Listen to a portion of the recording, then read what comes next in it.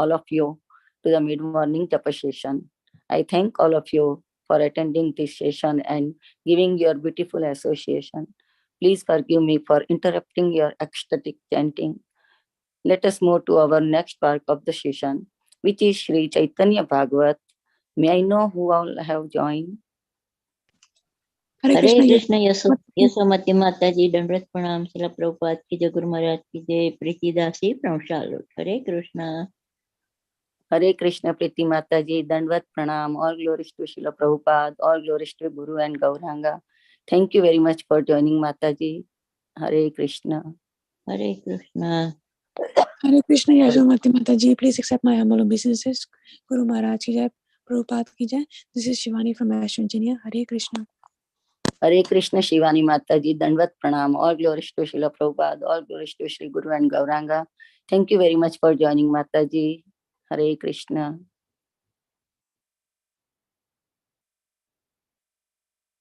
Hare Krishna, Yasomati Mata ji, Dandvat Pranam to you and all Vaishnava. Srila Prabhupada, Srila Gurudev ki jai, Vrinda. Hare Krishna, Vrunda Gopika Mata ji, Dandvat Pranam, all glories to Srila Prabhupada and all glories to Sri Guru and Gauranga. Thank you very much, Mataji, for joining the call. Hare Krishna.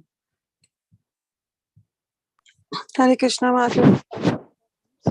All glories to Srila Prabhupada, all glories to Guru Maharajas and all the assembled Vaishnavas. This is Kirti Sundari Dasi.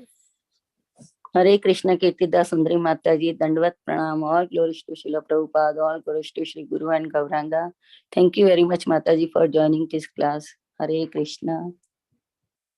Hare Krishna, Yashomati Mataji, Dandavat Pranam, all glories to Srila Prabhupada. This is Vinita Gandharvika Devi Dasi from Texas. Hare Krishna. Hare Krishna, Vinita Gandharvika Devi Dasi, Mataji, Dandvat Pranam, all glories to Srila Prabhupada, all glories to Sri Guru and Gauranga. Thank you very much, Mataji, for joining the call. Hare Krishna.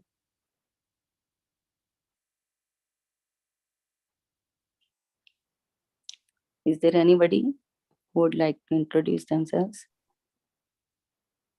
Not able to hear Rachi Preethi Vilasini Gopi Beta.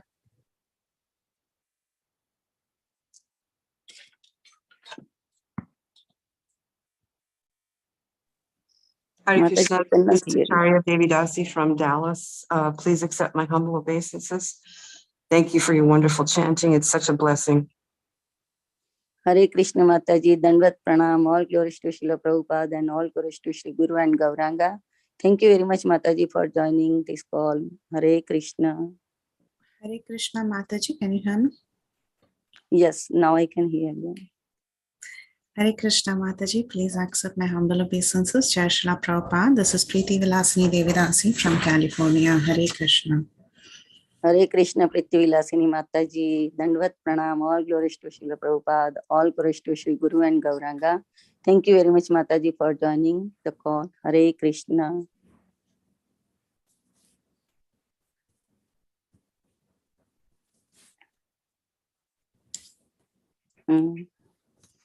Today we are fortunate to have Her Grace, Shri Preethi Vilasini Mataji, on the topic of Sri Caitanya Bhagavata, Adi Khanda, Chapter 5, verse number 78 onwards. Thank you very much, Mataji. Dandvat Pranam, all glories to Srila Prabhupada, all glories to Guru Maharaj. Thank you very much for your giving your very, very valuable time and association to us this morning and enlightening us on this topic. Now I hand over the call to you, Mataji. Hare Krishna. Hare Krishna. Thank you so much, Yashomati Mataji. Hare Mataji. Hare Krishna, Mataji. Thank you so much for your warm welcoming, and thanks to all the very wonderful devotees for joining us today in our study of Sri Caitanya Bhagavata, written by Vrindavan Das Thakur. So we'll start off with the prayers. Om Ajnanatimirandhasya Jnananjana Shalakaya चक्षुरुन्मीलितं येन तस्मै श्रीगुरवे नमः। मुखं करोति वाचालं पङ्गुं लङ्घयति गिरिं यत्कृपातमहं वन्दे श्रीगुरुं दीनतारिणं। नमः ॐ विष्णुपादाय कृष्णप्रेष्ठाय भूतले श्रीमते भक्तिवेदान्त स्वामिन्निति नामिने। नमस्ते सारस्वते देवे गौरवाणी प्रचारिणे निर्विशेष शून्यवादी पाश्चात्यादेशतारिणे। जय श्री कृष्ण चैतन्य प्रभु नित्यानंद श्री अद्वैता गदाधर श्रीवासादि गौर भक्त वृंदा। हरे कृष्ण कृष्ण कृष्ण हरे हरे, हरे Ram Ram Ram Hare Hare. My humble obeisances to all the Vaishnavas on the call. Vancha kalpatarubhyascha kripa sindhubhya eva cha patitanam pavanebhyo vaishnavebhyo namo namaha.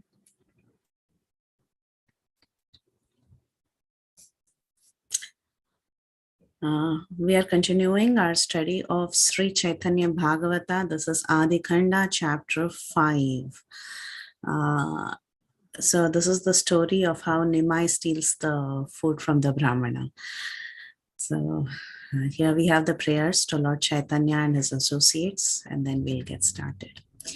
Ajanulambita bhujau kanakavadato sankirtanaikapitaro kamalayadakshau vishwambarau dvijavarau yugadharmapalau vande jagatpriyakaro karunavataro.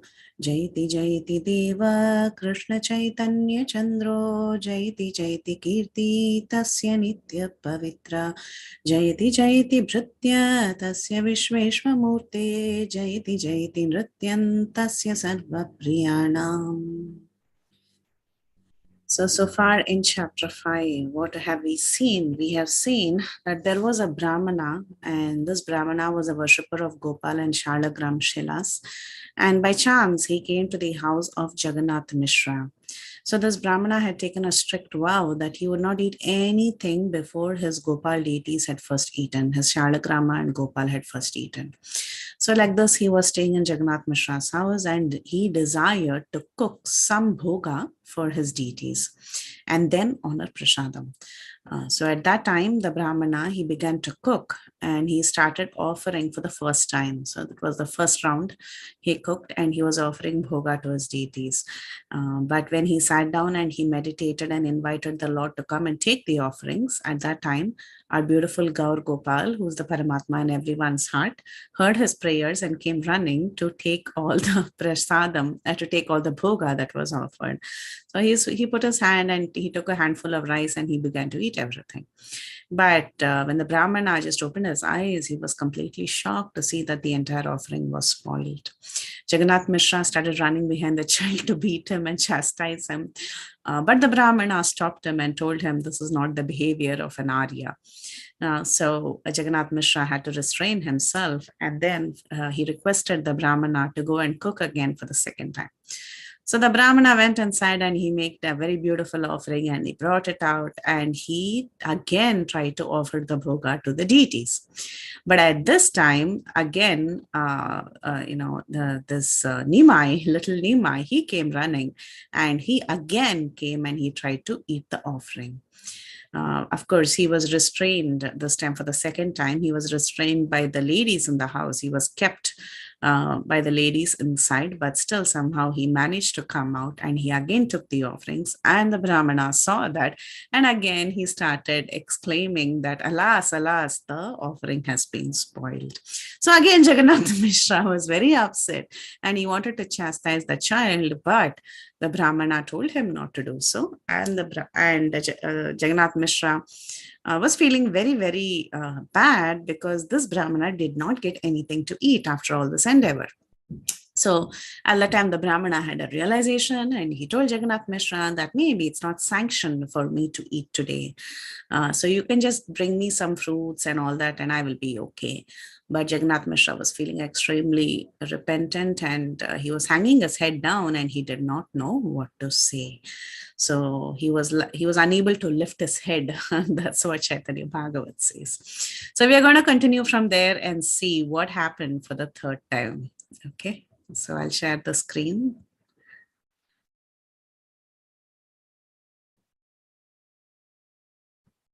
Okay, so this was the last verse of yesterday, verse number 78, which is, feeling distressed, Jagannath Mishra was unable to raise his hand. He looked at the ground and he simply lamented. So he was very helpless.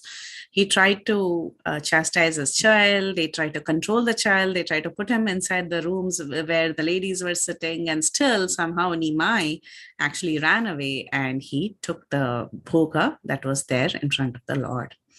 Okay, so verse number 79. Nimai samaye vishwaroopa bhagavan se sthana ailena mahajyotirdam. So it's a very beautiful verse. It says, Hinai samay.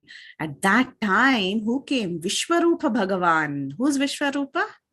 Anyone would like to say? Nimai's brother. Nimai's brother, yes, he's Vishwaroop.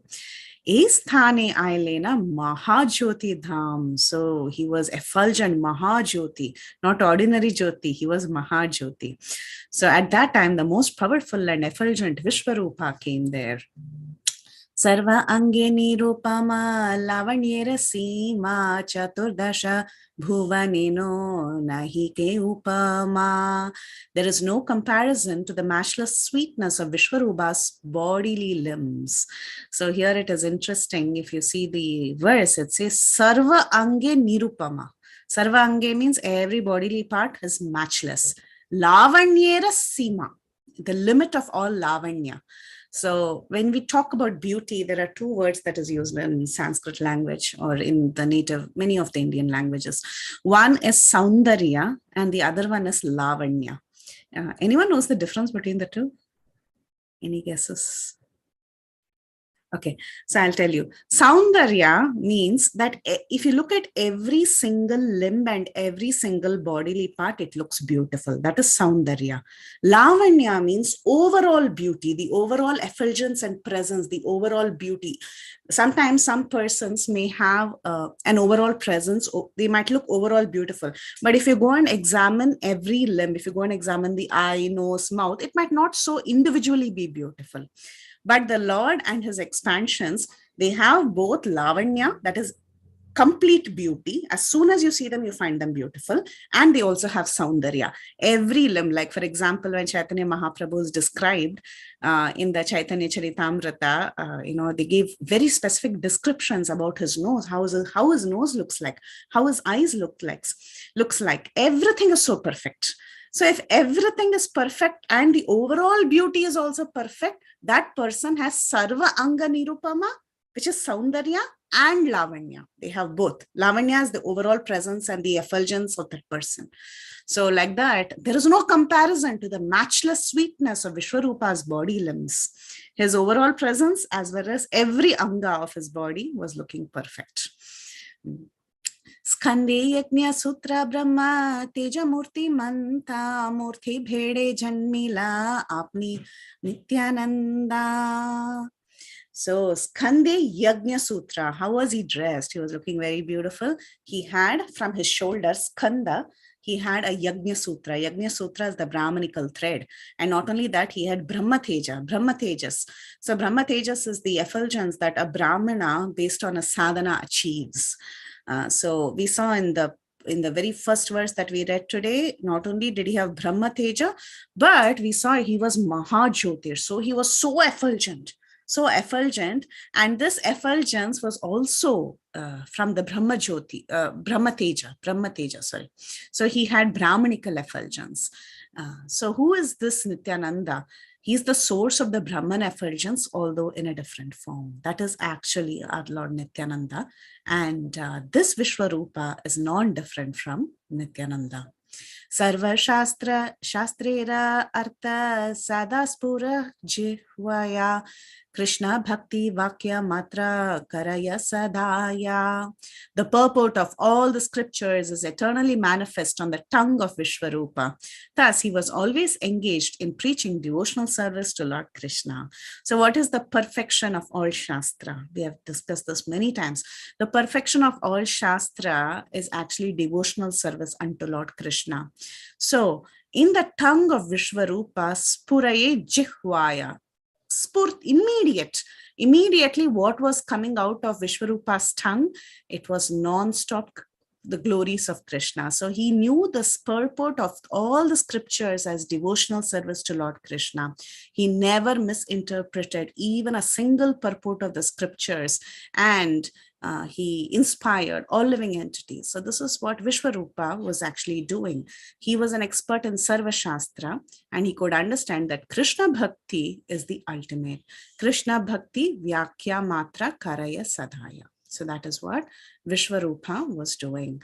Now, there's a little bit description about these terms, Mahajyoti, Brahmateja, and all of that. So the light that illuminates material objects is generally called as Jyoti. Yeah, so you all know the meaning of Jyoti. Jyoti means light, right? So what light? That which can illuminate anything in this world is called as Jyoti, material objects. But the light that illuminates spiritual objects is Shuddha Sattva. So when Vishwaroopa entered, how did he look? He looked very, very effulgent. From his his very presence was very effulgent, spiritual. He was looking spiritually effulgent. So that is called as Shuddha Sattva, in pure goodness, or the other term used for that is Mahajyoti. So now, why did Vishwaroopa have Mahajyoti? Because he is the source of all the Jyoti, because he is non-different from Baladev, who's the source of the Brahman effulgence. So Vishwaroopa is non-different from him, hence he had this very, very beautiful form that was looking effulgent. 83. Dekiya apurva murti tairthika brahmana muktahaya eka drishti chahe ghane ghana. Seeing this apurva murti, extraordinary, seeing his extraordinary beauty, the mendicant Brahmana was struck with wonder and stared at him continuously. So this is what happens when we see someone so spiritually effulgent. We just cannot take away our eyes from them. So this Brahmana, he was mugdahai. He was completely struck with wonder, and he was constantly, ekadrishti, he was constantly looking at Vishwaroopa. He was unable to take out his eyes from Vishwaroopa. Vipra bole kara putra ye mahashai, sabe bole na ye mishrera tanaya. Tanaya means child, right? So the Brahmana, when he saw this very beautiful form of Vishwaroopa coming in front of him, he was struck with wonder, and he asked, whose child is this? He looks so effulgent. Whose son is this? And everyone said he is Jagannath Mishra's son. So now the Brahmana understood that this Vishwaroop is the elder brother of Nimai, the mischievous Nimai. Shuniya santoshe vipra kaila alangina dhanya pita mata yara ehena nandana. The Brahmana was so satisfied hearing this that he is the son of Jagannath Mishra, and he went and he embraced him. And as soon as he embraced Vishwaroop, he said, actually, the father and mother of this child is very, very glorious, because they have given birth to such a great personality. So a personality can be immediately seen. If there is a very special, spiritually elevated person, they can be immediately recognized. Especially here we have Vishwaroop, who's non-different from Balaram. So obviously, the Brahmana was able to recognize him. Why did the Brahmana not recognize Nimai yet? That's because that's the part of the pastime. And he was attracted to Nimai, but this boy, Vishwaroop, was a little elderly. So he could have such kind of exchanges with Vishwaroop. And not only that, Nimai had put him in a state of bewilderment till he revealed his own form. So verse 86.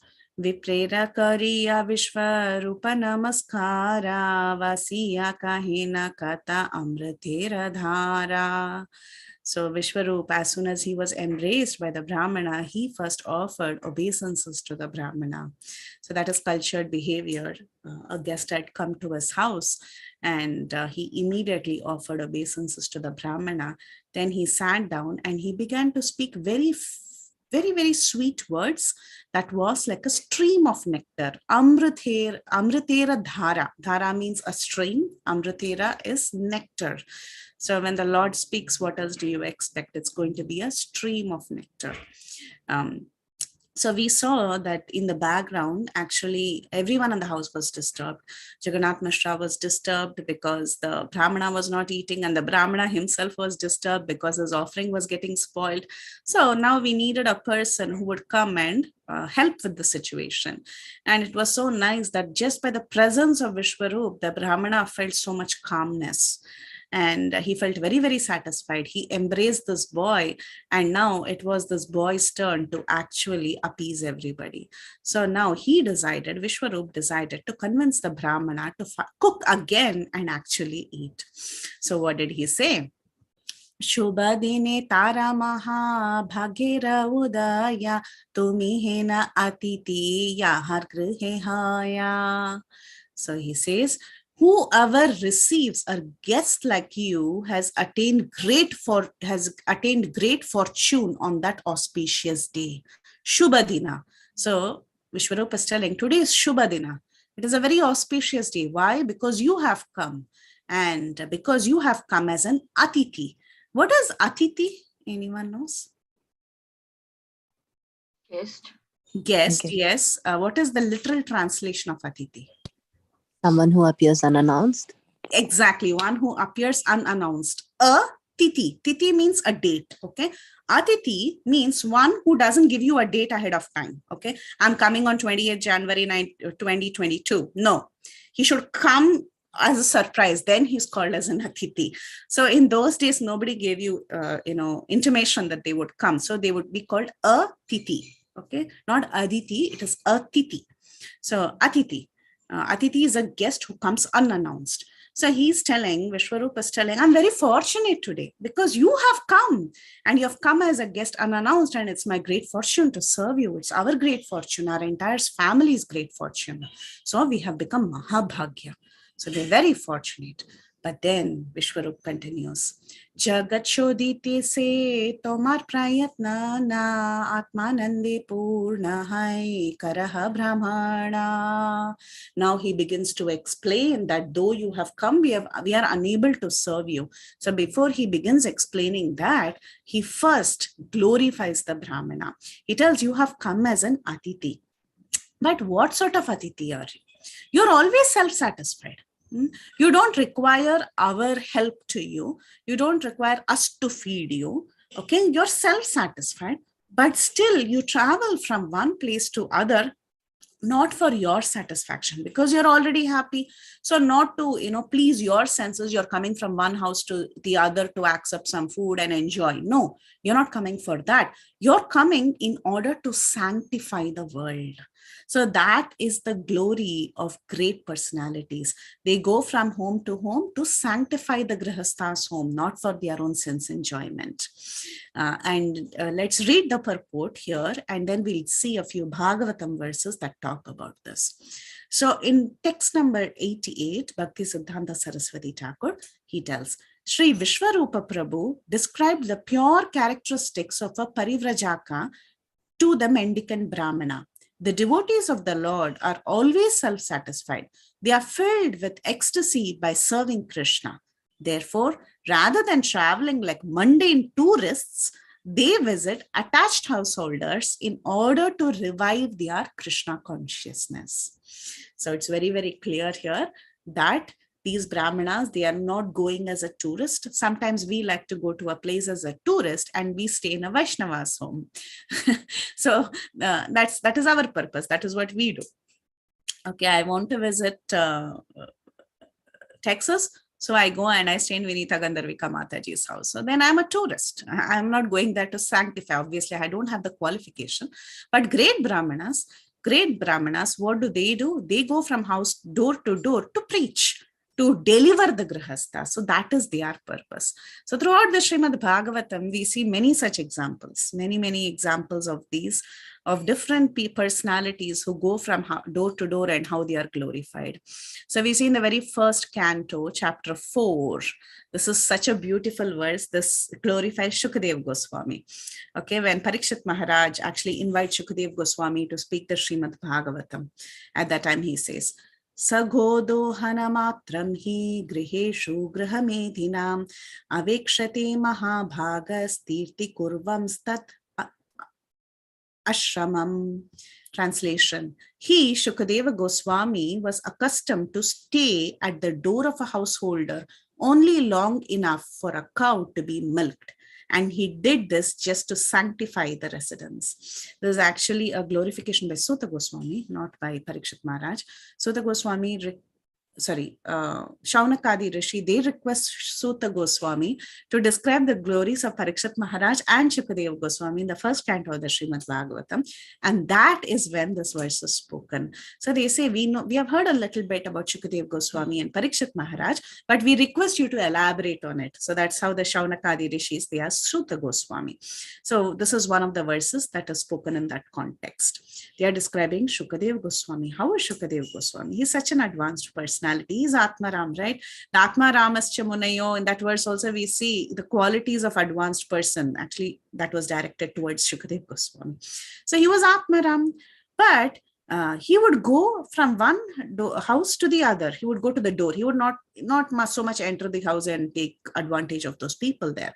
But how long would he stay there? He would stay there only long enough for a cow to be milked.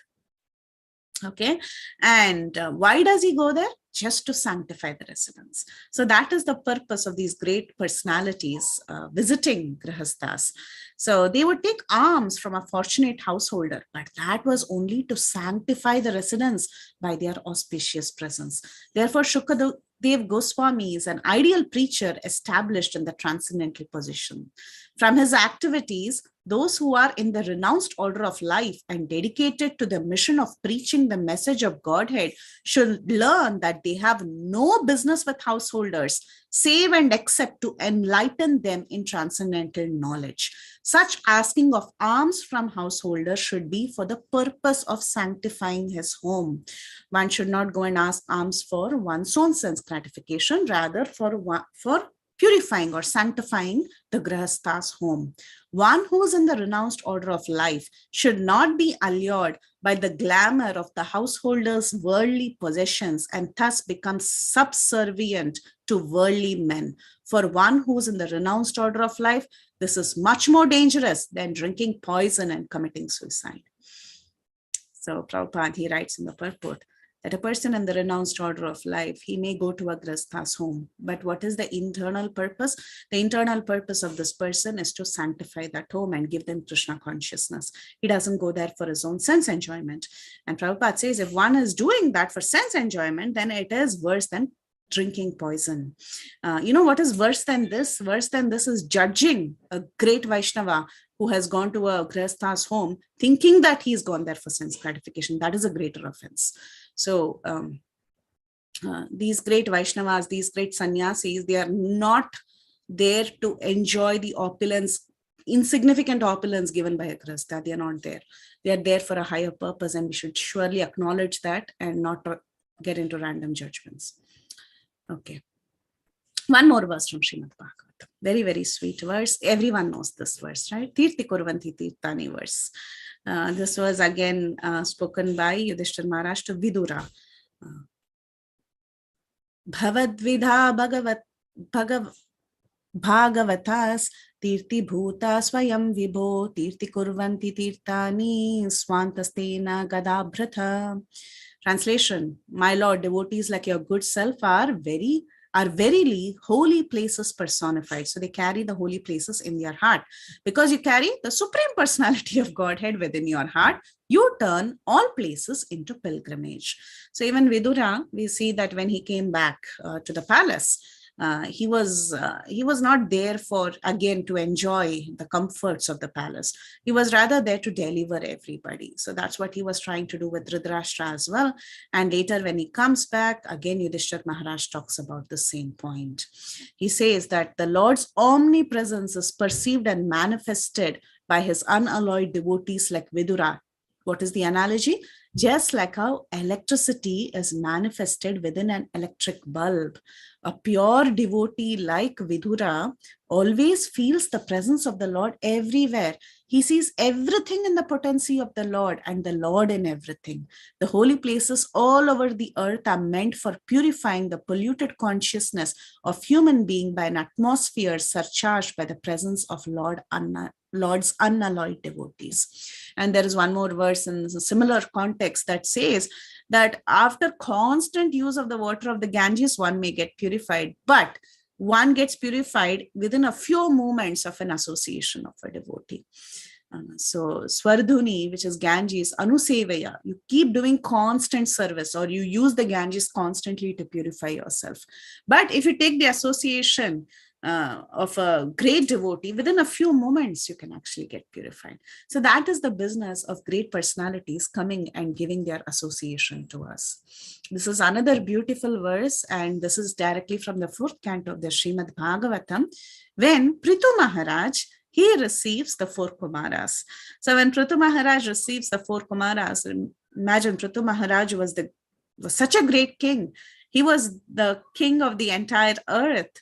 And he actually, when he sees the 4 Kumaras, he doesn't know how to actually, he feels very incapable of even glorifying them, or incapable of even asking them how they are doing, because he knows that they are doing well because they are great Vaishnavas. So it's a very beautiful description of how he receives the 4 Kumaras. And what does he say? He says, a person who's not very rich and is attached to family life becomes highly glorified when saintly persons are present in his home. The master and servants who are engaged in offering the exalted visitors water, a sitting place, a paraphernalia for reception are glorified, and the home itself is also glorified. So this is our business. So when a great personality comes, what do? We immediately welcome them with open arms, and at least we should give them at least water. We may not be able to give them, if we are not very well-to-do, we may not be able to give them a great meal, a great opulent meal, but at least one should be able to give water. There is a very nice explanation by Srila Prabhupada, this last portion of the purport. It's very nice, so I'm going to read it. This is what he says. If a householder is to receive a saintly person, he has to receive his entourage also. It is said in the Shastras that Durvasa Muni was always accompanied by 60,000 disciples, and that if there was a little discrepancy in their reception, he would be very angry and would sometimes curse that host. The fact is that every householder, regardless of the position or economic condition, can at least receive saintly guests with great devotion and offer them drinking water. For drinking water is available always.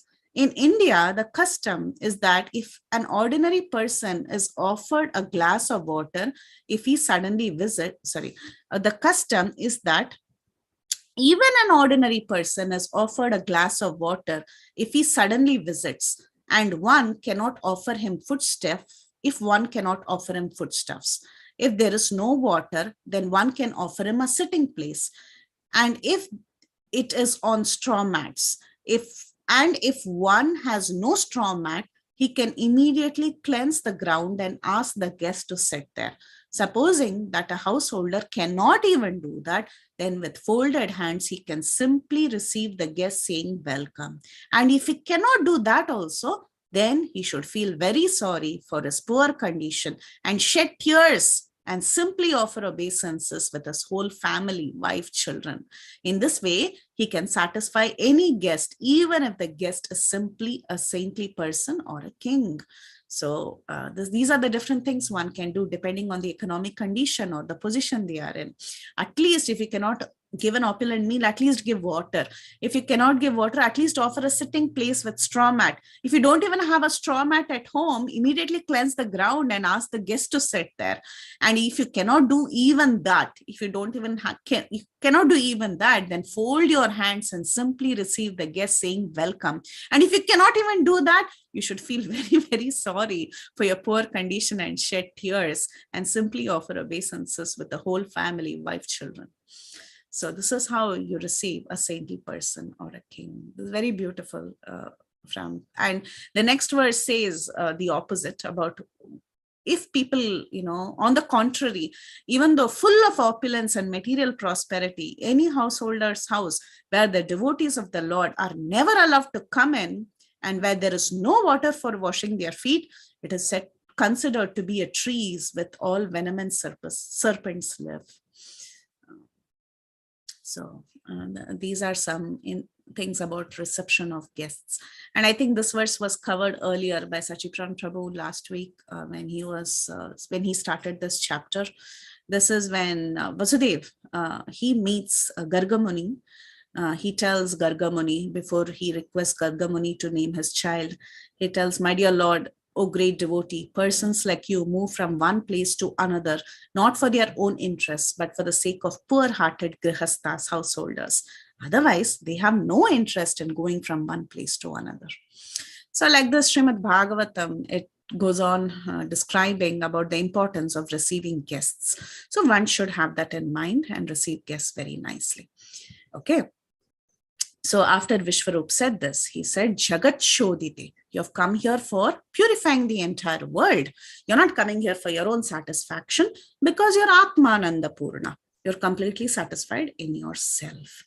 Bhagya bada tumi hena atiti amara abhagya vaki kahiba upastomara." It is our great fortune that we have a guest like you, but we are also unfortunate. We are also abhagya.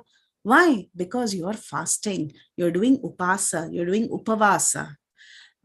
So he says, we are fortunate today. It has become a great fortunate day. But at the same time, we become unfortunate when you do not eat anything. Tumi upavasa kari thakayara ghare swartata hara amangala phalatare.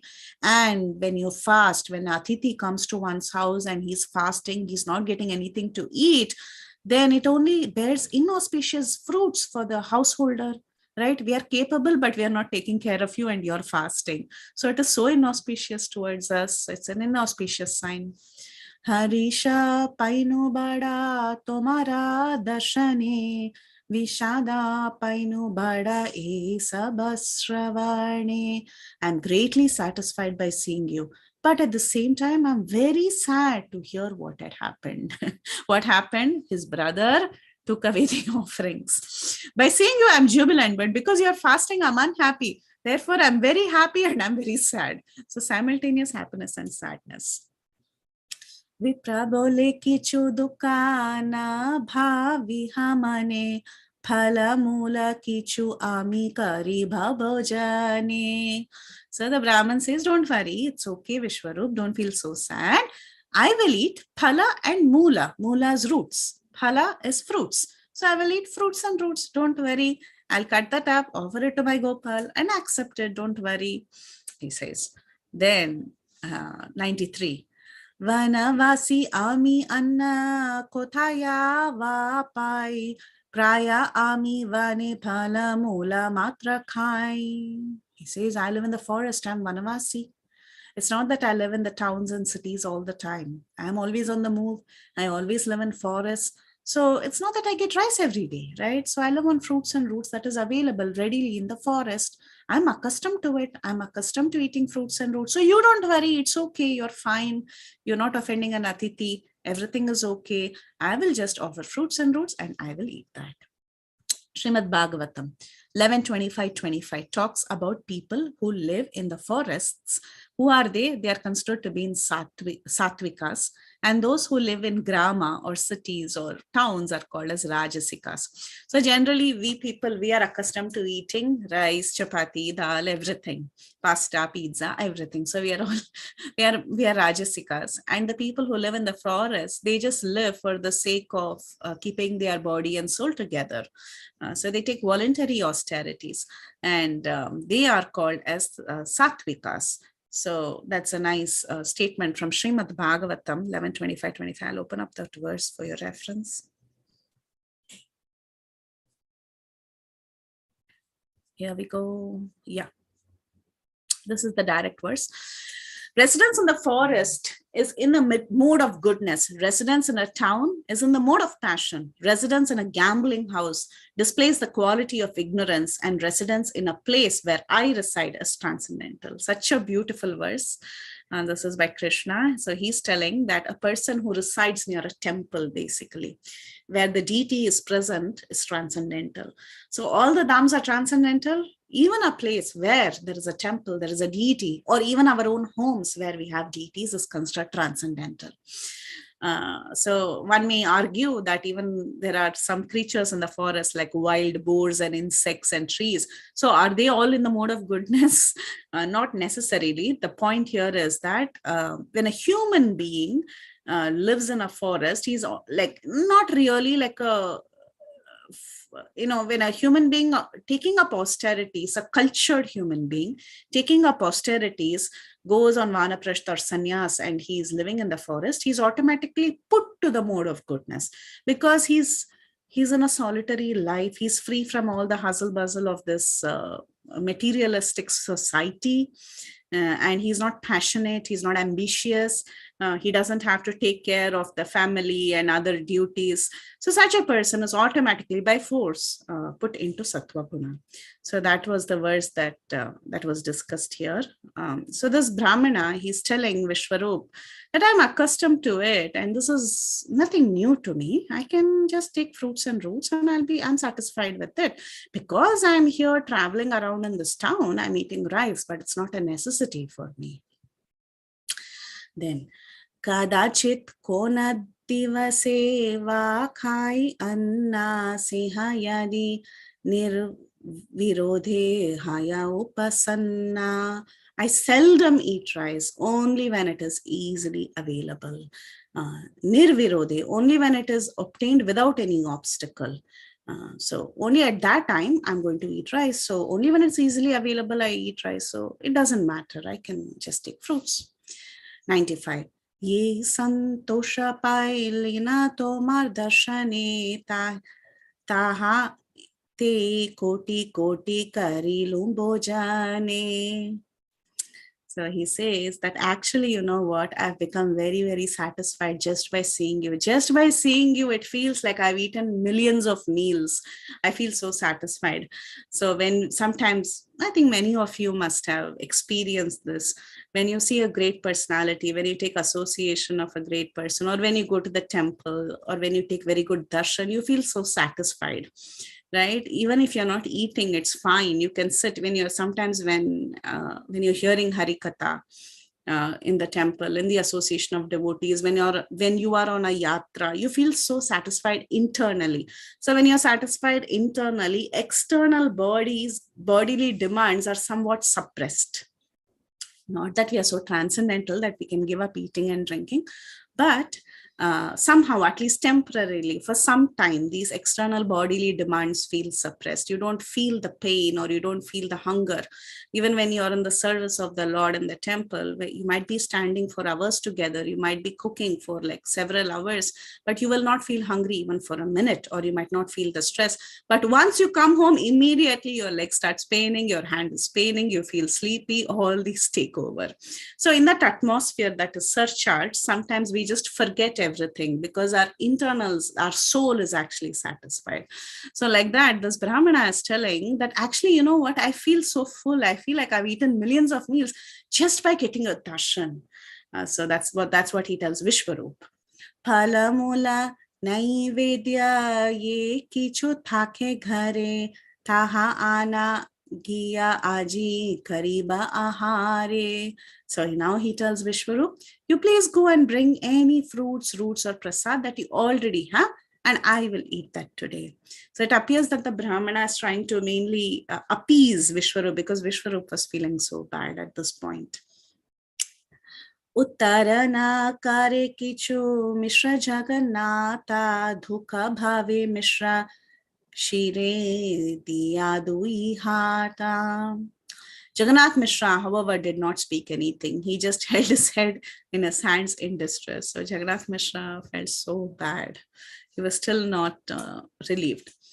Vishwaroopa bolena balita vasi bhaya sahaje karuna sindhu tumi mahasaya. Vishwarup said, I hesitate to speak, but I know you are an ocean of mercy. The word vasi means to feel, to realize, to think, to get. So he says, I know you are an ocean of mercy. So he's trying to somehow entice the Brahmana to eat something. So, paradhuke katara swabhava sadhu jana parera anada se badaya nukshana. Now he's telling the Brahmin that paradhukha katara, you are the nature of saintly persons is to be distressed on seeing the sufferings of others. They always try to make others happy. See how nicely, how sweetly Vishwarup is talking. Vishwarup, he says, you are an ocean of mercy. You are paradukha dukhi. So please eat for us. Please, he's requesting him. If it's not too much of a trouble, please cook for Krishna again and please accept those offerings. Eteke apane yadi niralasya haya krishnera naivedya kara randhana kariya. So please cook, make us happy. You're paradukha dukhi, you're very merciful, you're karuna sindhu. So please take a little bit of voluntary hardship and again try to cook. Tabe aji amara ghoshti rayatha dhukka sakala ghuchaya pai parananda sukha. Then my family's distress will be vanquished and we will attain transcendental happiness.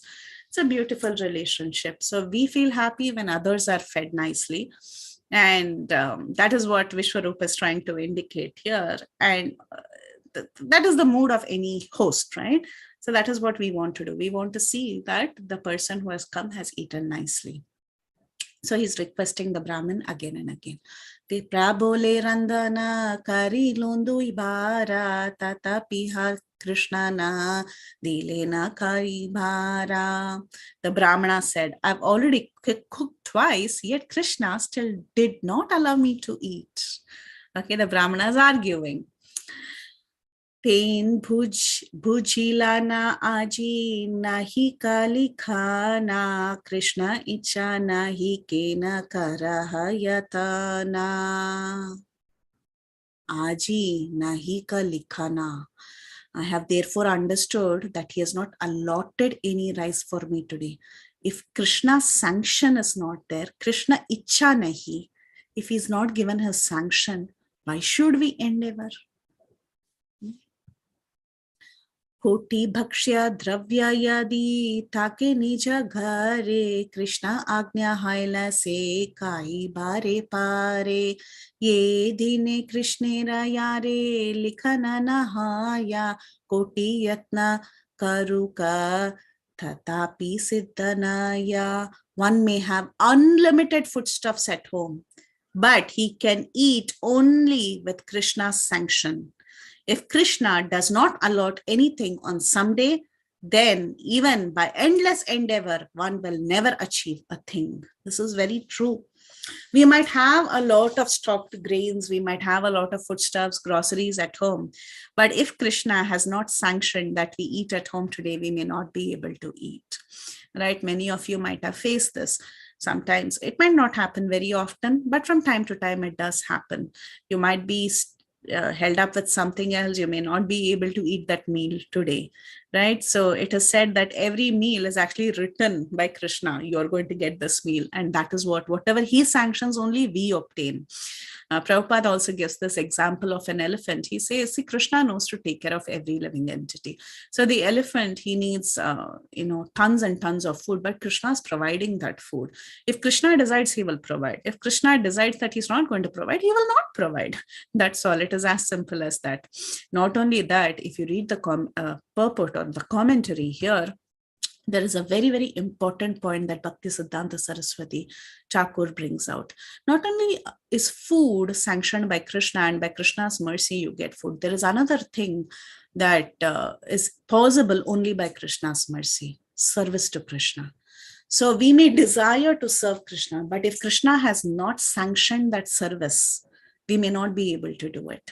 Just like we say that we cannot go to Vrindavan without Radharani or Vrinda Devi's mercy, right? Like that, even to do a service, if Krishna has not sanctioned that service for you, you may not be able to do it. And many of us must have had such experiences. We might endeavor, we might say that we want to do this service, we might try very hard, but maybe that day Krishna did not sanction that service for us. It might be going to someone else. So everything, even our capability to serve, even that is sanctioned by Krishna. But that is not an excuse. Again, it is not an excuse to tell, to sit back lazy and say, oh, Krishna did not sanction it for me, so it didn't happen. That's not the point. But sometimes, in spite of prayatna, in spite of endeavor, there could be situations where it was not sanctioned for us. Maybe it was sanctioned for someone else, right? So there are two things here. One is not to sit back lazy and blame Krishna. That is one aspect. The other aspect is, putting the blame on Krishna all the time. See, he did not sanction this for me. Very, very bad. That also we should not do. We should understand maybe that service was meant to be done by someone else and someone else got that opportunity, right? So either way, our duty is to feel grateful, whether we got the service or not. So if we feel grateful, next time, somehow that service will come to us. So there is some hope if we can serve Krishna selflessly. So very nicely, Bhaktisiddhanta Saraswati Thakur, he says, though one may have various foodstuffs at home for Krishna's enjoyment, if he does not sanction his remnants, no one will receive them. And if Krishna does not favor one, then one will certainly be unsuccessful in spite of unlimited endeavors. Service to the Supreme Lord is dependent on the mercy of the Supreme Lord. Mundane endeavor cannot produce success. So this is something we can always meditate on. Nisha Deda Prahara Duyo Vaya Ihate ki ara paka karite yuyaya. Now the Brahmana is telling that if Krishna may have not sanctioned this for me, and moreover, it has become very late in the night. It is in the middle of the night. Nisha means night. Nisha Dede Prahara. So it is gone much past, early night. It's middle of night. Is it proper to cook at this time? Who cooks middle of night? So it is not reasonable. It is yuyaya means reasonable. So it's not at all reasonable for me to cook now. Atayeva ajiyatna nakariha ara phala mula kichu matra karimu ahara. Therefore, do not make any further arrangements for cooking today. I will simply eat some fruits and roots. Kichu means a little. So this word kichu is used in so many verses here. Vishwaroopa bole na nahi ka kona dosha tumi paka kari lese sabara santosha. But then Vishwaroop said, again Vishwaroop comes back and he says, actually there is no fault if you cook. I know it is late in the night, but still you can cook because everyone here will be satisfied. Eta boli Vishwarupa darila charana sadite lagila sabe karite radhana. And as a final resort, what did Vishwarup do? He held on to the feet of this Brahmana. So Vishwarupa dharila charana. So he went and held the Brahmana's feet and he said, please, please, please, you have to cook. Vishwarup caught hold of the Brahmana's feet and everyone also requested him to cook. Vishwarupa dekiya mohita vipravara karibarandhana vipra balila uthara. Obviously, he was enchanted. This Vishwarupa is falling at his feet and begging him. What else can the Brahmana do? This was the final resort. And the Brahmana became mohita. Vishwarupa dekiya mohita vipravara karibarandhana vipra balita uthara. So finally he said, I will cook. Santoshe sabe hari balite lagila sthana upaskara sabe karita lagila. And everyone was happy.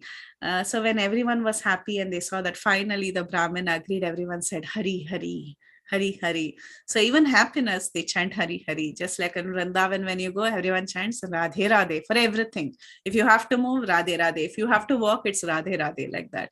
So everyone said Hari, Hari. Thank God, like that. Ate vyate sthana upaskari sarvajane randhera samagri anila tatakshane. Then they quickly came in the kitchen and brought all the samagri, all the ingredients for cooking.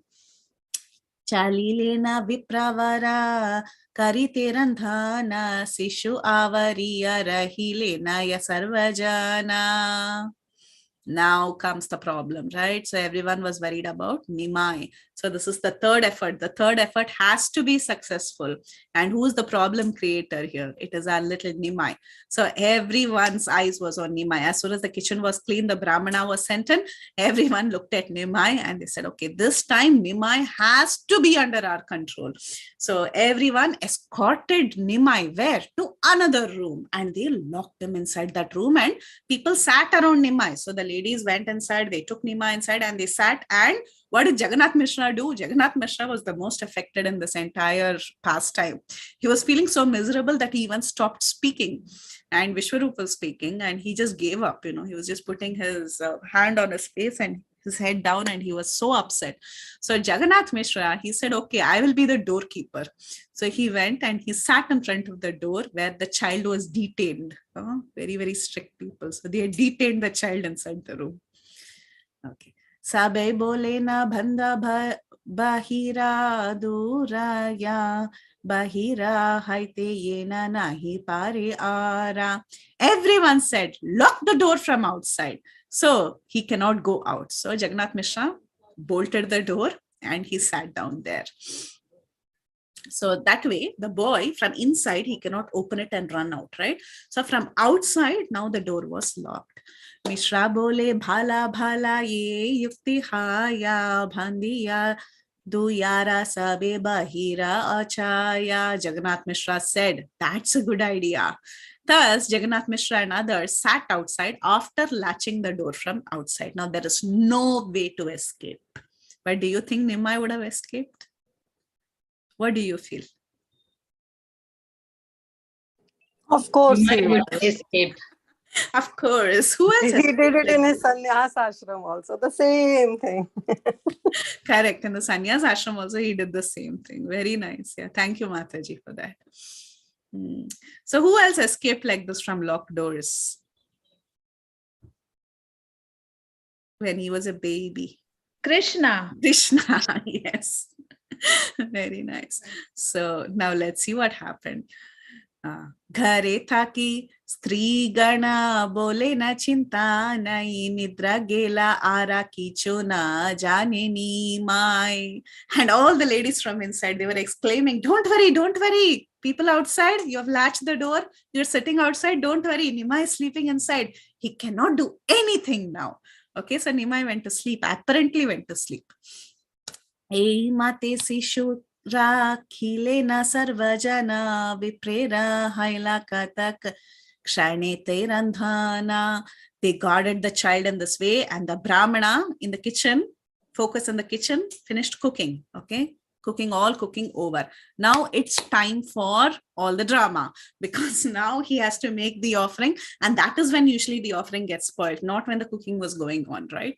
So now the time was nearing, the very crucial time.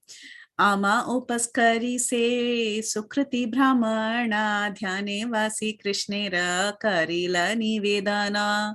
So this pious Brahmana, Sukrit, obviously he's a great Sukrit. Look at him. He has come to Jagannath Mishra's house.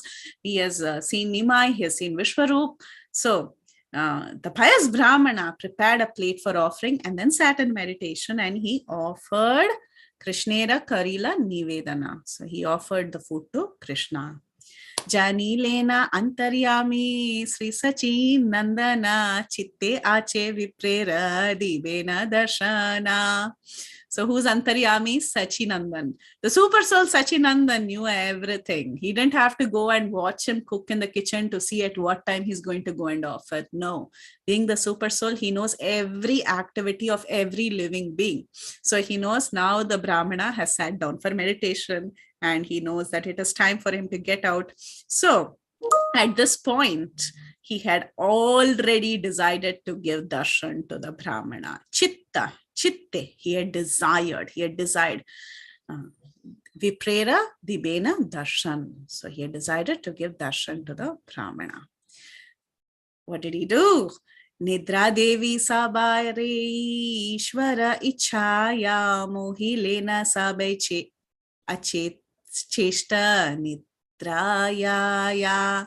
Thus, by the will of the Supreme Lord, Nidra Devi, the goddess of sleep, deluded everyone into deep sleep. Exactly like how Krishna, Vasudeva had to take Krishna out from the jail, right? Everyone fell asleep. Nidra Devi took care. She put everyone to sleep. All the guards were all sleeping and the chains broke and Krishna was taken out. So like that, by the will of the Supreme Lord, Ishvara Icha, Krishna, just by his will, things can happen. So he is called a Satya Sankalpa, meaning if he desires, he doesn't have to take the effort to make it happen. Just by his desire, automatically it happens. So that is Satya Sankalpa Shakti. So Krishna, Ishvara Icha, he had this Ishvara Icha, by the will of the Supreme Lord. What happened? Nidra Devi, the goddess of sleep, came and deluded everyone. Mohilena Sabe Acheshta Nidrayaya. She put everyone to sleep. So by then what happened was everyone thought it is late in the night and Nimai also was appearing to sleep. So they knew that Nimai would soon fall asleep and there is no need to guard him further. And by the will of the Supreme Lord, however, the opposite happened. Everyone, they were thinking Nimai will sleep now. He will be put to sleep now. He is a little baby. He's going to go into deep sleep and we will guard him. But by the thought of the Lord, by the Icha of the Lord, they all went to sleep by the tip of the sari of Nidra Devi. Now, Nidra Devi didn't have to take much effort to put everyone to sleep. So nicely it is explained here. Bhakti Siddhanta Saraswati is telling, by the tip of the sari of Nidra Devi, everyone went to sleep except Nimai. So that's what happened in the house. Ye sthane karena vipra anna nivedana ailena se sthane Sri Sachi Nandana. So our Sri Sachi Nandan, immediately he goes out. He doesn't need, to open a latch door. This is the Supreme Lord. He just goes out. Sri Sachi Nandan then went to the place where the Brahmana was making his offering. And what was happening? The rest of them were sleeping, deep in sleep. Nidra Devi took care. Balaka dekiya viprakare hai haya sabe nidraya ke hasoni tena paya. On seeing the child, the Brahmana cried, hi, he's come back again, alas, alas. But what happened? Nobody heard him this time. So Jagannath Mishra could not go using a stick behind Nimai. Nothing could happen. Everyone was in deep sleep, including Jagannath Mishra outside the door. So this is how Krishna works. Now we are going to stop. Okay, so because this is the climax and we'll wait for 3 more days to hear what happened after that. Did this Brahmin get the darshan of Krishna, of Nimai? What sort of darshan did he get? How did Nimai talk to him? So all that we will see in our next class, because from verse 124, Nimai is going to talk. The Lord said, right? It begins with the Lord said. So the conversation of Nimai and the Brahmana and the darshan of the Brahmana, we will see in the next class. Exactly 9 o'clock for me. So any questions, comments, realizations?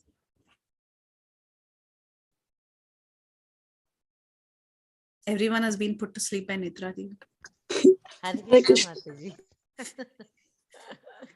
No, Hare not Krishna. you. We're just, can you hear me? I'm on my headphones. Your voice is very far away. So. Okay, let me just get off of them. Hold on a second.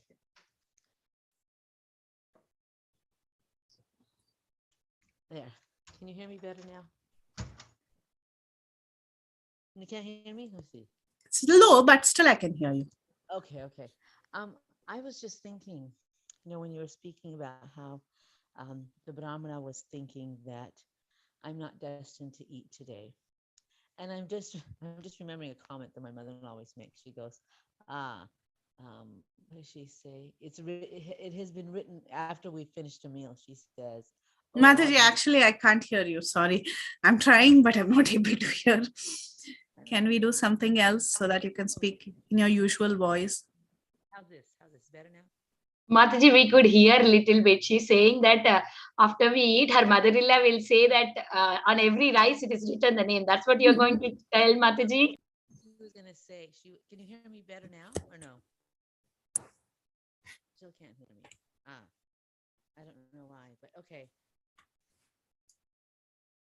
Anyway, I'm trying to talk louder, but she says, how's this? Any better? Not better. Okay. I think Vinita Mataji has to turn. Okay, she says, oh, at least it's been, what is it? So it was written that we have one more day of a meal. So in Telugu, I can't explain in English very clearly, but it's written that we have one more day. One more day it has written that we eat today or something like that. And I was just thinking, that mentality of understanding that Krishna is in control even of what we eat, or if we eat, has such a powerful effect. Wait, Vinita Mataji, can you tell what she said so far?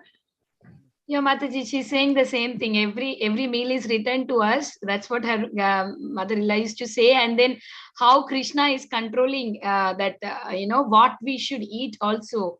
That's what, right, Mataji, you're talking? Yeah, అంటే అది ఒక విధమైన మనకి ఇది ఇస్తుంది ఏంటంటే detachment అన్నమాట. ఎందుకంటే మనకి రాసి పెట్టుంది వాళ్ళు తినాలని, ఈ రోజు కూడా రాసి పెట్టుంది తినాలని. Does that make sense? Yeah. So that's what she's saying, Mataji. Today it is written to us to eat. That's why we get to eat. So that way, you get some detachment to things. But, we don't know whether if it is written for tomorrow or not. So today it is written, so we got it. That's what you're talking, Mataji? Yes, yes. Awesome. Thank you so much, Panishwari Lakshmi Mataji, for that very sweet. You have to give one Telugu class, Mataji. I'm waiting for that. Who, Panishwari Lakshmi Mataji? Yeah, we'll have one. Yeah, Panishwari Mataji only. Yeah, we should have one. Obviously not me. No, Mataji, I love to hear your Telugu also. You don't want to. Okay. Hare Krishna, Mataji, please accept my humble obeisances. All glories to Srila Prabhupada and Guru Maharajas. Mataji was also saying the thought itself is also very powerful. The thought that, every meal is like, every meal, whether we eat or not, or even the meal itself is controlled by Krishna. And the thought itself is very powerful. So I was also thinking to that we should be very grateful every time we prashadam, we honor prashadam and not like just talk or watch something. And that's what I do. So it reminds me also of the Christian faith, right? Like they always pray, like they thank the Lord for the food. And of course we do Mahaprasad. That is, I know that is like so much more like with gratitude and all that, but just it resonates with their faith too. Yeah, but they pray, but they eat meat. They eat meat, yeah. Yeah, then there is one more verse also in Chaitanya Charitamrita, no Mataji. Bhakta pade dhuliyar, bhakta pade jal, bhakta bhukta avashishti na mahabal. So that also brings so much of, how grateful, I mean, at least I'm talking for myself, we should be for the prashadam. Just take it for granted, just because it is offered to Krishna. So there is no sin. Yeah, so that's wonderful. The one thing that I want to say, Mataji, it was such a lively class, Mataji. It is like I felt it was like kids class, you were so it was so much fun. You cannot get, your attention away from the class. You were into it so much that you got us involved into it. It was such a wonderful, I mean, even all of us, we know what's going to happen, but you left it right there, and that you'll at least complete that. Now Chaitanya Mahaprabhu will say, from Chaitanya Charitamrita, we know the pastime. not to this details, but still. And you just ended it. You're like such a wonderful storyteller, Mataji. I think you're awesome. Thank you so much for your So service. much for your blessings, Mataji. Yeah. Blessings. I can only pray, Mataji. Yeah, I could see how much you still have that, whenever you talk, you have that inspiration to serve Vaishnava. So you're quoting verses of Vaishnava's remnants and all that. I was thinking that's your mood. You bring it out every time you speak. No, Mataji. But yes, it was so wonderful. Thank you so much for doing this, and please continue doing so. We love your association, Mataji. Thank you. Hare Krishna, Dandavat Pranam, Mataji. Hare Krishna, Mataji, Dandavat Pranams. Glories to Prabhupada. Glories to you. Beautiful session as usual. Kids story, grandma telling story to kids. Always so nice to hear from you. Thank you for setting the stage, Mataji, for giving all the inputs before class. No, nothing. So I actually, in the last, when you were about to end, my internet got somehow disconnected. I got lost. What Panishwari Mataji was adding, I could barely hear her. Mm-hmm. Can you just...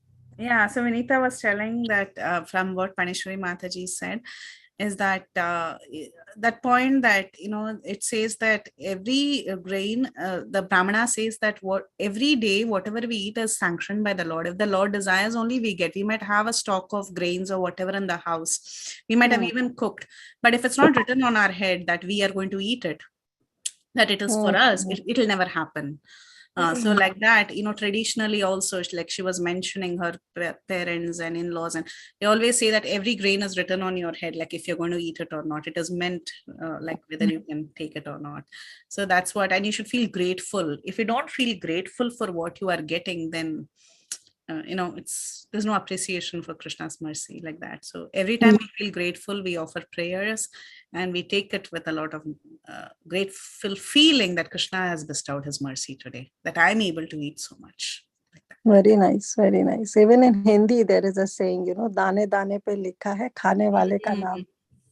That sometimes we cook food, we just make a plate, but then guests come and then we have to offer it, and so everything is gone. It always happens. So yeah, every grain has a name written on it. Yeah. Thank you, Panishwari Mataji, and thank you, Preethi Vilasini Mataji. Hare Krishna. Hare Krishna. Hare Krishna ji, Preethi Vilasini, koti dandavat pranam. Shri Prabhupada Srila Gurudev ki jai, Gopinath ki jai.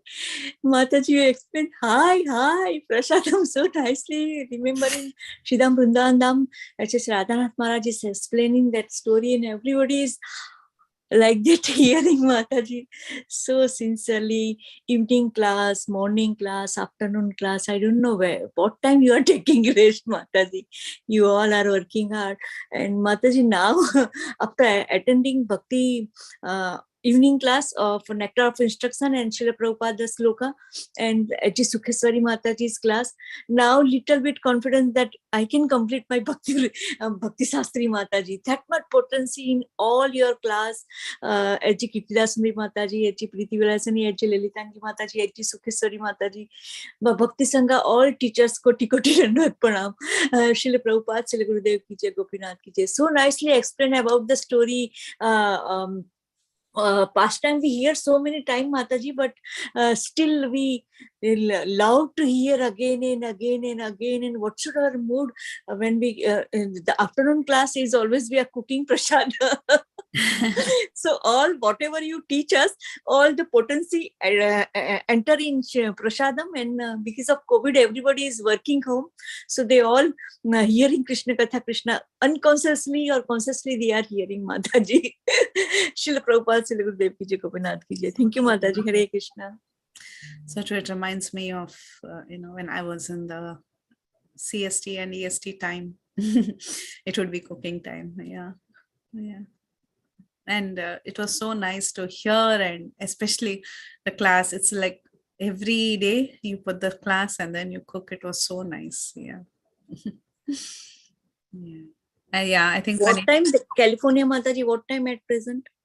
Now it's 9. Yeah. Night. At night, 9 o'clock. No, morning, dear. Morning, Mataji. We are just 3 very hours away. Yeah, morning. Yeah. So yeah, I see the messages. I think Panishri Mataji explained further about what she was saying. Yeah. Thank you. Anyone else, Mataji? Mataji. Thank you very much, Mataji. Hare Krishna. Anybody else? Anybody else to say? Sorry. Hare Krishna, Preethi Vilasini Mataji, Dandavad Pranam. What a wonderful class, Mataji. I did have one question. So is it all right for people to cook at any point, any time during the day? Because the Brahmana was requested to cook so late in the night, and he was able to offer and, honor the prasadam. So are there any rules on it, or?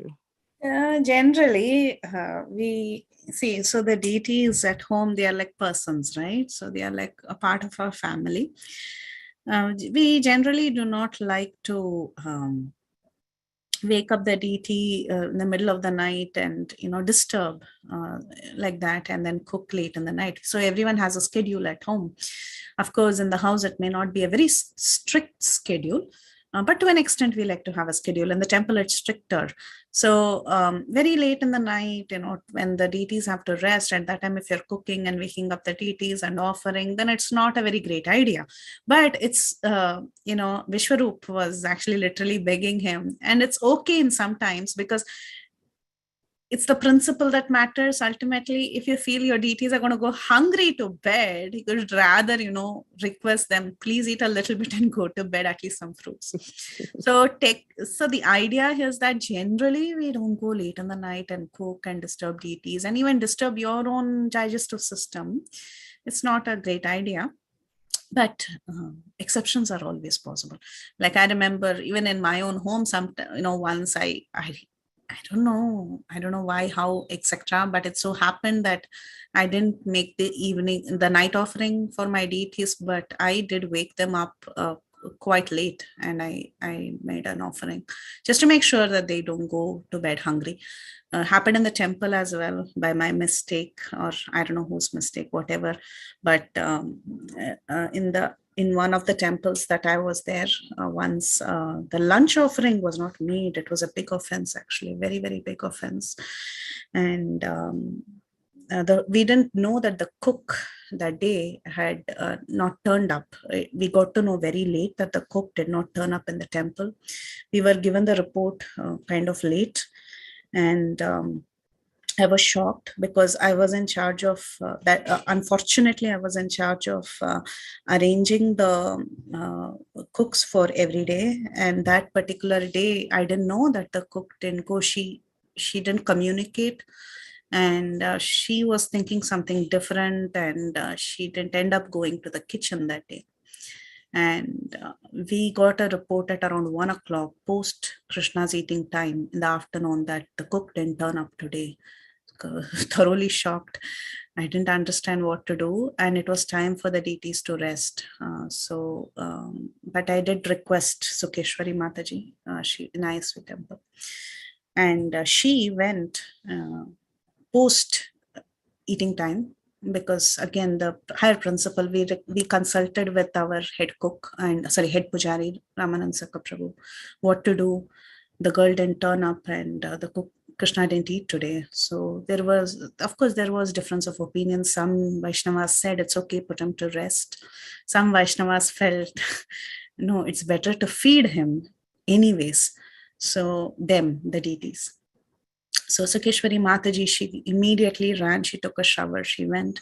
And though the deities were put to rest by the next person who was serving the deities, they were actually, at least offered a little bit bhoga. She cooked immediately, and she offered a little bit and again put them to rest. So situations. So look at the situation, come to a consensus. I mean, there's nothing like, technically it should all go correctly, but anything can happen. But we should remember how best we can serve the deities depending on time, place, and circumstance, and serve them. So this is what happened. It's like a real life example. I'm just telling. Unfortunate, but it happened. Yeah. But the deities ate and then they went to bed. That was like such a relief. It was a big relief. Yeah. Oh, thank you so much, Mataji, for sharing that also. Yeah. Definitely, we'll have to look at what the situation is. But we definitely don't want to run into such situations, like when the deities don't eat. That's the worst thing that can happen. I think that's the worst thing that can happen. Yeah. If the deities are not fed. Yeah. Yeah. Mataji, I have one. Please forgive me, Mataji. Go ahead. Go ahead, Brinda Gopika Mataji. Thank you so much, Mataji, for sharing. Hare Krishna. Mataji, I have a question. Sometimes Vaishnav, like our brother, they are following Shri Swaminarayan Pant. They came and we have to go outside with them. So we get up early morning and half japa we complete and half we cook prasadam for Shri Gaur Nitai, and we offer only one meal morning, and then afternoon we are not evening time we offer fruits. Is it okay, Mataji? It is not happen every time. Once in a year or 2 times it's happened, but still it feel guilty, and sometimes we are doing seva in the temple and not able to do seva in the home. So Yeah, as you said, at least our home deities, you set your standard. I think it's individual's decision to set a standard and for home deities, and at least one grain meal is a good idea. If you're not able to offer the second grain meal, at least fruits. So happens to everyone, right? Sometimes you're held up in the temple service. Happens to everyone. Happened to me so many times. Yeah. So we offer fruits. Just that it's all how you want to take care of your deities, Mataji. These are little personal, like your relationship with your deities, but at least like how we would take care of our own family members, we would not let them go hungry. We'll at least offer fruits. If that can be done, that is the best. Yeah. That is best, Mataji. One meal offer like a 7:15. It's too early, but still we offer dal chawal chapati sabji, and afternoon kids will offer fruits, but evening sometimes it may be a grain meal, may not be. So yeah, we can set our standards at home. Sometimes when the guest comes, then only happen. Yeah. But just treat them like your own family members, so then you'll have it. So, yeah. And we can offer a dry laddu or dry sukhdi or whatever we have at home. Yes, for 7-8 days. For 7-8 days, we make it laddu for sushi laddu. Yeah. Dry prasadam. Dry prasad. Yeah. From time to time we can offer that. Yeah. No, when we are not at home. It depends on how you want to, everyone has their standard at home. Some people travel with their deities, or some people leave their deities with someone, or some people keep dried food. So you decide, Mataji. I mean, these things are custom made. They are not general. Temple deities standard is standard common. Home deities, I think you can consult with whomever you're comfortable with and come to a decision privately. But if this is the standard you have set from the beginning, you can continue with that standard, no problem. And we take Shri Gaur Nitai, Jagannath Balram, Subhadrani is not possible, but Laddu Gopal we take with us. So whatever, even where we are going, the devotee will cook prasadam, and by Gopinath Mercy we get a nice prasadam. Yes, Mataji. Yeah. And you can keep the dried food and fruits and other things for your other deities. Yeah. That's what many people do, actually. You don't travel with big deities.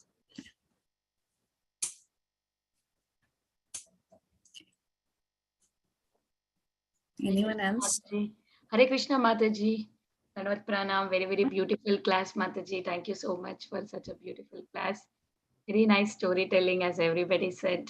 So beautifully narrated, Mataji. Thank you. Hari Bol. Hari Bol, Mataji. Vinita Mataji. Hare Krishna, Mataji. It's a long time ago now, but I'm wondering if you still remember Mother Phaneshri Mataji's point, her realization. So So Vanishri Mataji has also texted what she wanted to say. So I'm going to read that. I think especially for us here today, we don't really have to worry much about our next meal. But so many people, especially now in places of war and turmoil, even the next meal is not guaranteed. We should eat fully conscious of the grace of Krishna in every handful of prasadam. So Paneshwari Mataji was telling us that every meal, even traditionally in India, it's always told by our parents and our grandparents that every meal is written for you. If it's written on your head, then every grain has your name on it. That's what they say, right? The translation of those sayings. So if it's written for you, you will get it. So you should always feel grateful whenever you take every morsel of food. You should feel grateful and thank Krishna that today you had the opportunity to eat his prasadam, his remnants. Yeah. That's what Thank you so much. Yeah. Thank you very much. Thank you so much for your class. Thank you, Mataji. Add one more thing. Can you hear me any better? So, anything else? Or we can end the call. So thank you all so much again. Thank you very much, Mataji. Dandavat pranam. Very, very such a beautiful class. And you just narrate very nicely the Lord's pastime. I always hear and I always love your association and class too. Like yours class, Ketida Sundari Mata, all of them so far class. Very nice. And I learned so many things, whatever I had a question in my mind, but I already got the answer, whatever the Vrinda Gopika Mataji asked you. So it's very nice. So when I just do the Bhakti Sangha class, I got all my answers so very nicely. So it's very, very wonderful, Mataji. And you narrated all verses and everything, story about Lord pastime very nicely, Mataji. Such a enlightening class today, and we are very grateful to you. We look forward to your association again in future, Mataji. And if nobody have any question, we can end the call here. Mataji, 1 second, please. Please Sure, forgive me. Mataji. Sure, Mataji. After hearing from last 2.5 years, Krishna Katha, Krishna from Bhakti Sangha, all the teachers, Mataji, Drashti said, she's hearing attentively H.H. Jayapataka Maharaj, H.H. Radhanath Maharaj lecture. She said, I also wants to come Shriram Vrindavan Dham. I said, the mercy of Bhakti Devi Tulsi Maharani, Shri Gaur Nitai, Shri Jagannath, Balram Subhadra Rani, then only Bhakti Devi Tulsi Maharani's mercy we can enter in Dham. So she said, every day I will give a water to Bhakti Devi Tulsi Maharani and I will say evening time Tulsi Maharani prayer. So sweet. Thank you to all Bhakti Sangha teachers. He'll All surely go then. Bhakti Sangha teachers. Hari Hari, wonderful. Hari Hari Bol. Yeah. Okay. Vancha kalpatarubhyascha kripa sindhubhya patitanam pavanebhyo vaishnavebhyo namo namaha. Shri Caitanya Bhagavat ki jai.